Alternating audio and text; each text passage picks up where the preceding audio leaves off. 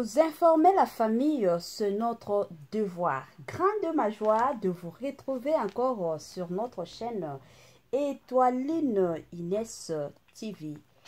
Salut, salut chers Boutchou, salut chers abonnés, salut chers connaissances, salut surtout les amis de Étoiline Inès TV. J'espère que vous allez bien. Quant à moi, je suis bel et bien, super bien par la grâce de Dieu. Chers Boutchou, chers abonnés et chers connaissances, yalelo toye lisusu bande konangai kandenge boyebi mbutu kandenge boyebi moto ezopela lelo awa toye kobeta masolo kaka ndenge bande konanga ba bordir ezotutama entre son excellence to honorable Vital Kamerhe na honorable Jean-Pierre Bemba. De l'autre côté, tant de gens babando mituna déjà pourquoi RDC aye ko fongola ba porte na ye pour na ba M23 pour na dialogue na ba M23 mituna eza ebele. La plupart des Congolais ba sepela ki te tango président na biso andimaki dialogue avec le M23 lelo oyo bande konanga ba explication nyonso sur les pourquoi président na biso andimaki dialogue na ba M23 nyonso ezakaka awa masolo nyonso tokokota na muzindo toyeli bino déjà moi quelques explications. Il y a ministre des affaires étrangères kandenge boyebi bande konanga.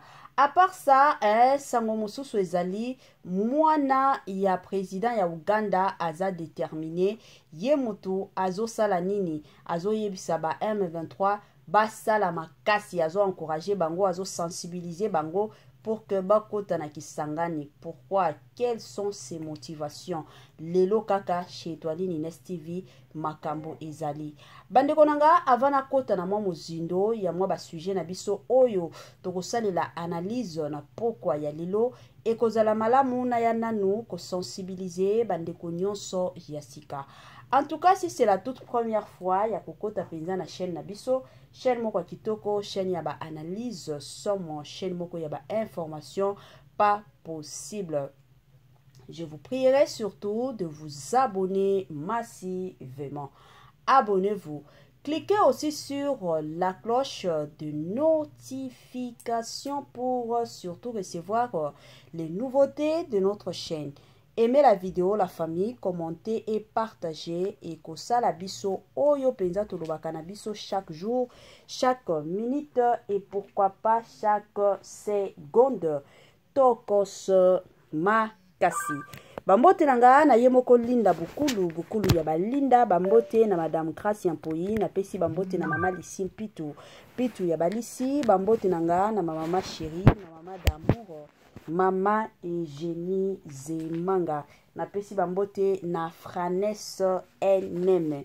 Mama année ya sika solo ya sika agrandissement des troisième jambe qui mobile et salakate pe ezamukie mama azo sepela te na mbetu na gavke et la muki feti ezongi ba mama ona ba problème ya mabota myome fibro tronc kiss règle abondante ménopause ata komi na 65 ans mama okobota mwana yoka bien dépression maladie mentale autisme ata mwana alobaka te mobulu makasi tope alalaka te tozali na solution na gavker bona loposo totikali nsima te vergete babengi nduta bouton tache 5 jours ya pamba oteli lokola lilala te uniforme tozali na gamme complète ya kopakola ya injection ya comprimé ya suppositoire esengo ezali mama olingi ovimbisa tolo pe nsima sans opération benga biso na lombango papa mama yo oyo otungisama mingi na maladie ya hémorroïde interne topé externe yoka na 2 jours ya bamba omoni changement ya solo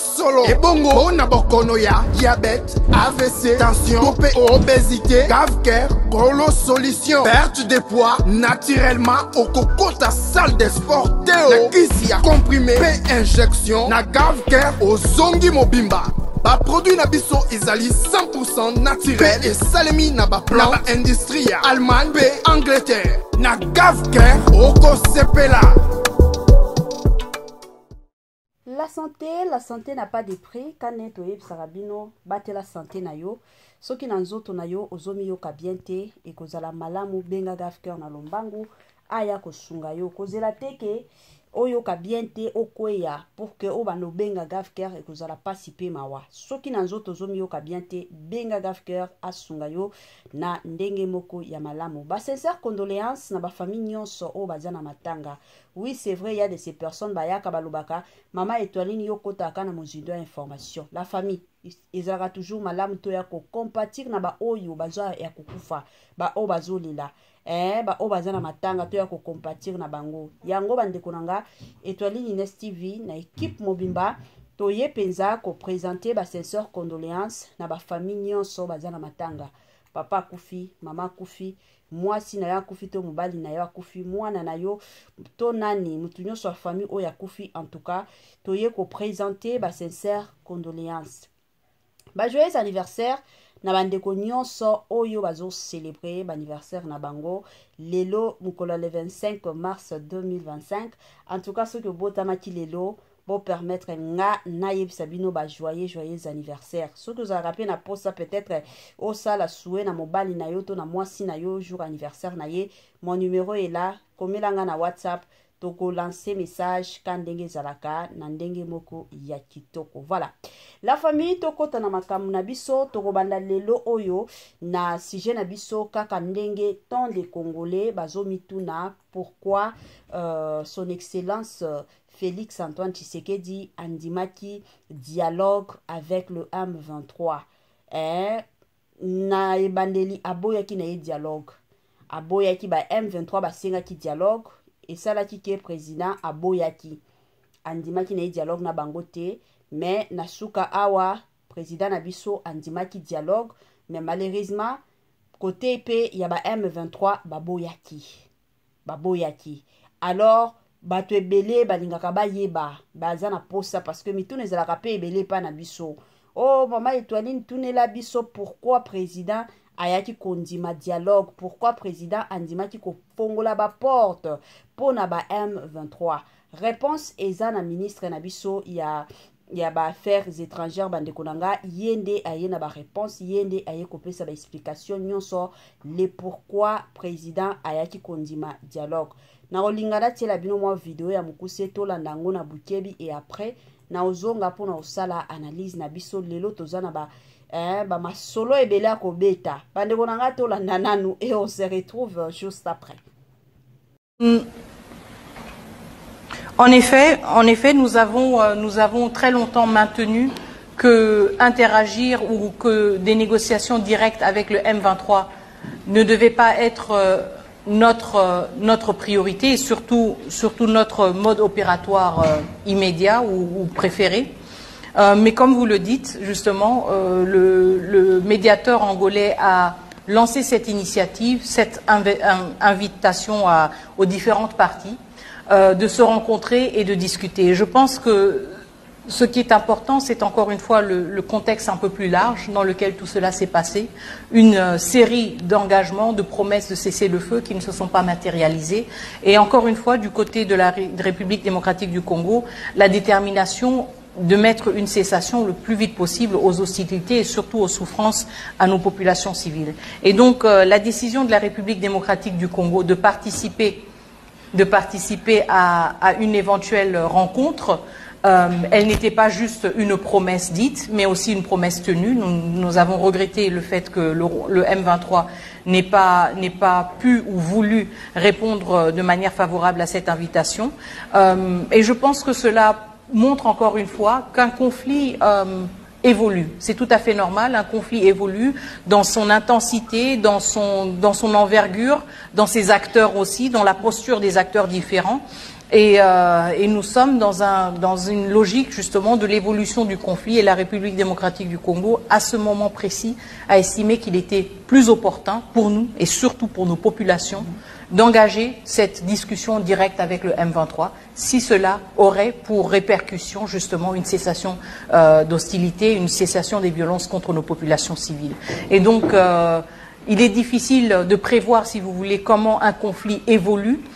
nous étions quelque part de tout à fait différents en décembre, quand nous nous apprêtions à signer l'accord avec le Rwanda.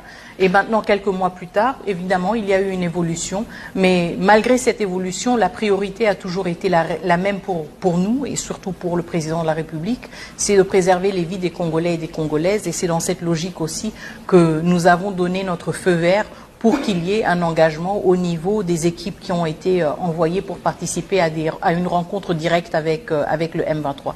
Cela doit s'inscrire dans cette logique. Il serait regrettable d'avoir un gouvernement ou des responsables qui n'arrivent pas à contextualiser une situation en fonction de son évolution. Et je pense que nous sommes justement dans cette logique de suivre comment les choses avancent et de nous repositionner quand et s'il le faut. En effet, nous avons très longtemps maintenu que interagir ou que des négociations directes avec le M23 ne devaient pas être notre priorité et surtout notre mode opératoire immédiat ou préféré. Mais comme vous le dites, justement, le médiateur angolais a lancé cette initiative, cette invitation aux différentes parties de se rencontrer et de discuter. Je pense que ce qui est important, c'est encore une fois le contexte un peu plus large dans lequel tout cela s'est passé. Une série d'engagements, de promesses de cessez-le-feu qui ne se sont pas matérialisées.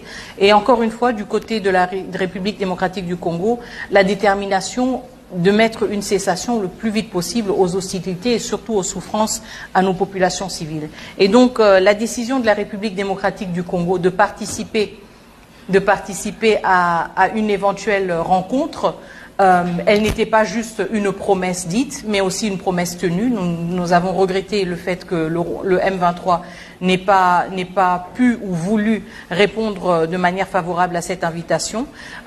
Et je pense que cela montre encore une fois qu'un conflit évolue. C'est tout à fait normal, un conflit évolue dans son intensité, dans son envergure, dans ses acteurs aussi, dans la posture des acteurs différents.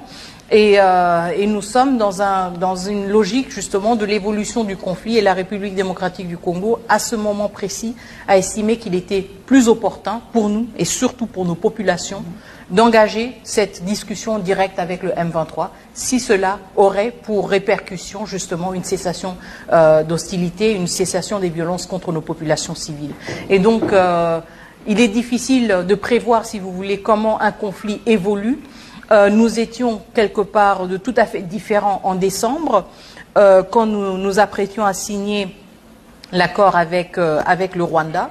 Et maintenant, quelques mois plus tard, évidemment, il y a eu une évolution. Mais malgré cette évolution, la priorité a toujours été la même pour nous et surtout pour le président de la République, c'est de préserver les vies des Congolais et des Congolaises. Et c'est dans cette logique aussi que nous avons donné notre feu vert pour qu'il y ait un engagement au niveau des équipes qui ont été envoyées pour participer à une rencontre directe avec le M23. Cela doit s'inscrire dans cette logique. Il serait regrettable d'avoir un gouvernement ou des responsables qui n'arrivent pas à contextualiser une situation en fonction de son évolution. Et je pense que nous sommes justement dans cette logique de suivre comment les choses avancent et de nous repositionner quand et s'il le faut. Voilà. De retour, Nabandi Ebele Abatou, Touti Koyoka, ministre des Affaires étrangères, la famille, Ndenge Aoutukoloba, Makambo, ya Ndenge Ifalaki, ba M23, na son excellence Félix Antoine Tshisekedi, ba vanda, ba négocier. Kane na yeb sarabino, na sala déjà na ba émission Ebele Awa, na bando yeb sabino, soki lelo, président Nabiso, abandaki kokondima. Kokende na Nairobi babengisi na Paul Kagame, na Angola babengisi na Paul Kagame, abande se retrouver ye moko kaka nde azokendaka. Kagame abande kende te pona président na biso ezalaki pona intérêt ya mboka na biso. Ezalaki pona intérêt amonaki combien ya ba Congolais bazokufaka na Est. Wana nyonso abande yokango bien te. Yango tomonaki abandaki penza kokende pona kotia kimia pona cesser les faits. Mais malheureusement quand ndenge bouti koyoka ministre ndenge alobi ke ba M23 ba boyaki baboyi négociation. Alors, et ça la bango bien te, ça la gouvernement na biso bien te. Parce que prière na bango eza que négociation et salama c'est l'effet et salama makambo ya kotangisa ba makila et sila. Parce que aussi longtemps que négociation et ko salimate ba M23 bango kon bazaka déterminé et kozalaka participer mawaka ndenge to beteli bino lisolo ke na butu déjà ya dimanche. Butu ya dimanche na Bukavu bandeko nanga ezalaki participer mawa masasi ebetamaki lisusu. Ba jeune bandeko nanga déjà na butu ya lobi lundi balala kité ezalaki somo ya makasi. Alors tout ça ezo sala bien te na gouvernement na biso, ezo sala bien te na bakonzi ya mboka. Yango bazoluka par tous les moyens kimia ekota. En tout cas, mosusu bandeko nanga toloba ezo kamusanga komona il y a de ces Congolais oyo bazo betela ba M23 maboko tout en disant que oui bakutana te basala ba négociation te. Il y a aussi d'autres personnes qui disent que non, président ya mboka na biso akoki ko sala négociation na ba M23 te. Cela veut dire qu'alingi a tekela bango mboka. Bo yeba te eza ba négociation ya ndenge nini, eza ba accord ya ndenge nini o balingi basala. Mais soki eza pona intérêt ya mboka na biso bandeko nanga ekozala malamu bavanda. Parce que tant de Congolais baza kokufa. Ba Congolais belé, qu'on se le dise. Ba Congolais ya mukete. Mais ba Congolais belé bandeko nanga oyo baza kokufa chaque jour. Na côté ya est kuna, plus de 16 000 Congolais o bazo kufa bandeko nanga yi. Situation oyo soki kozalaka bongo na est na biso, soki ba M23 ba ko continuer ka bongo bandeko nanga na Congo na biso ti ane esila. Toko banda ko compter ba millions na ba millions ya ba Congolais o ba kufi. Et ce qui n'est pas bien, mais soki solution ezali pona bien ya na mboka, pona protection, pona sécurité ya mboka na biso. En tout cas, nga de mon côté na ko préférer négociation et salama. Tozala na kimia, ba Congolais ba kufa te, makila etanga te. Il y a de ces personnes peut-être bino bozana ba famille na STT. Il y a de ces personnes parce que bovanda kana STT. Ezana batu mosusu ba tikala koyoka masasi ndenge beta makate. Yango bazo encourager que non, pas de négociation. To sala ga négociation na diable te, oui.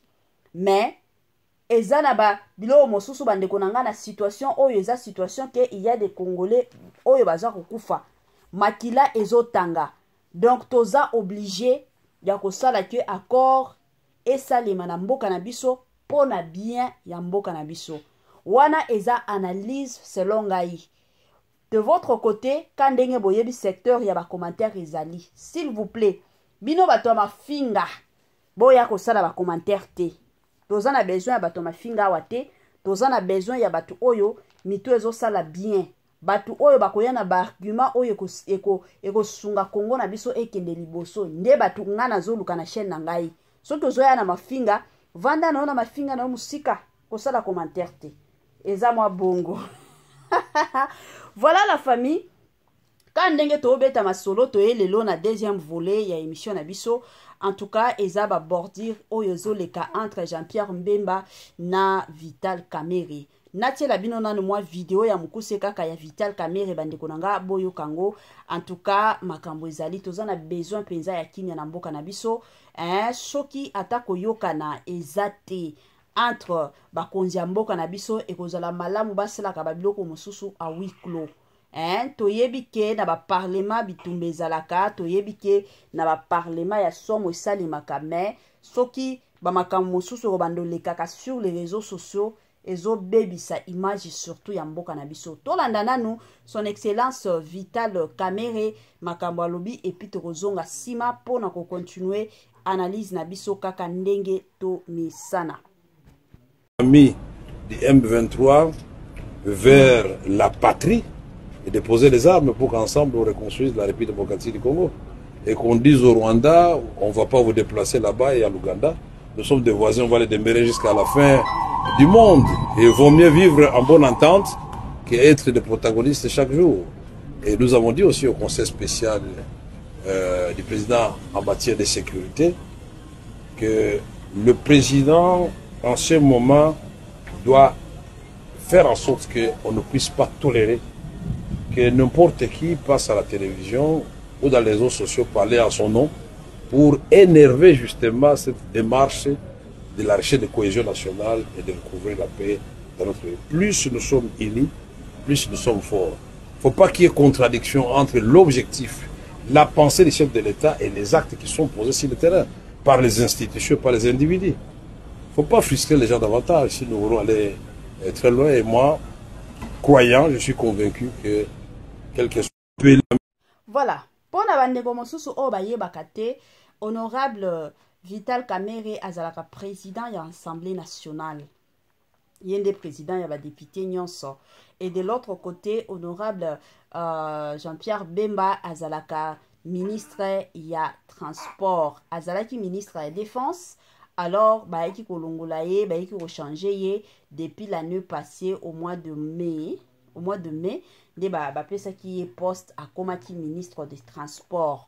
Alors, et comme ça là que Mikoloyo, au mona papa nabiso Jean-Pierre Bemba Mosusu a kokota naye na ba interview naye moi ba meeting naye kandenga salaka ebele abato de nature to yebike honorable Jean-Pierre Bemba azalaka mutu moko te ke non lobaka naye te azalaka mutu moko penza ya calme mais Mikoloyo moi ba meeting abandaki ko sensibiliser ba jeune ba kota armée kandenge biso nyonso to monaki to yokaki. Et après, à komaki kobimisa makambo concernant Joseph Kabila Kabange, combien Joseph Kabila Kabange azalaka congolais te aza rwandais papa naye akufaki na ba bitumba ya mzee Laurent Désiré Kabila na ba rwandais. Alors eyaki kosala ke papa ya Joseph Kabila Kabange azalaki nde camarade ya mzee Laurent Kabila, donc ba histoire wana nyonso et puis à la fin honorable Jean-Pierre Bemba ayaki kosilisa que azana ba preuve oyo et ko prouver que Joseph Kabila Kabange aza derrière ba M23 yemutu azo tindika ba M23 moi ba makambo salaki moto na ba réseaux sociaux et surtout les kabilistes de leur côté bango ba sepelaki na bango te en tout cas moi mbutu c'est ainsi que honorable Vital Kamerhe de son côté kandenge na yepe akotaki na Top Congo kunande akendaki ko sala moi interview na ye moi message na ye kandenge to lansaka na suka ya message na ye nde apesaki message que le président Félix Antoine Tshisekedi il faut interdire batu mosusu bayaka koloba biloba sur les réseaux sociaux et surtout na kombo na ye. Pourquoi? Parce que déjà peuple congolais ils ont un problème ebele ka ndenge boyebi biso nyonso ba makambo oyo le kana na est ya mboka na biso eza déjà situation moko ezo traumatiser la plupart des Congolais, qu'on se le dise. Eza situation moko ezo traumatiser tant des Congolais la famille. Alors yango message président et Assemblée nationale Vital Kamerhe apesaki siko message wana bandeko nanga nde eke somo. La plupart de gens se disent que non, Vital Kamerhe a tout est là kinde Jean-Pierre Bemba bordir et ceux qui bazana ba problème entre bango na bango. Est-ce que makabwana il faut kaka et les kaka sur les réseaux sociaux. La famille en tout cas quand na yebisa kabino eza na ba parti mosusu na kokaka na nga pezate ko sala analyse te. C'est vrai, tant de personnes, bah ouais, yebsanga maman ils ont ça là na yo, mais ils ont bablo mosusu en tout cas. Bon, ngana moni place oyo honorable Vital Kamerhe a tangi kombo ya Jean-Pierre Bemba na yo ki angote. Bon, ce qui est ça parce que tant de gens il y a beaucoup de personnes au bazoya bazo lobaka sur les réseaux sociaux tout en croyant que bazo lobana sima ya kombo ya Félix Antoine Tshisekedi to monaka awa ndeko na biso Denise ki pas mama Denise Nyakero Denise o mosusu na bosani moi poste no na ye ayaka awa kofinga batu amibeta katolo ke azalaka mutu ayi de pese, mais cela ne signifie pas que ezande président na biso atindaka ye eza mafinga ya ye moko ndenge toza boye. Moi je pense que mutu na mutu azalaka responsable à lobanyo se bimaka na monoko na ye parce que ce que ken interview ce que za na meeting makambozo binisa donc omiye belaki non oza responsable soki lelo esali ke batsengi yo peut-être ka ndenge toyokaki biso nyonso Jean-Pierre Bemba lobaki azana ba preuve ya prouver que c'est Joseph Kabila Kabange qui est derrière le M23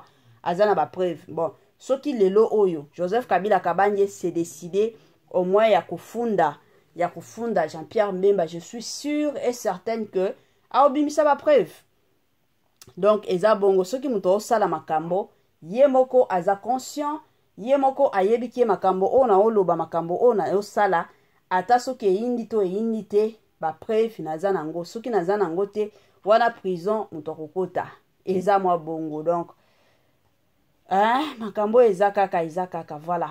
À part ça toyaela ki bino lisusu sujet mosusu ya mwana ya président ya Uganda président Uganda bino moko boyebi déjà ba Ugandais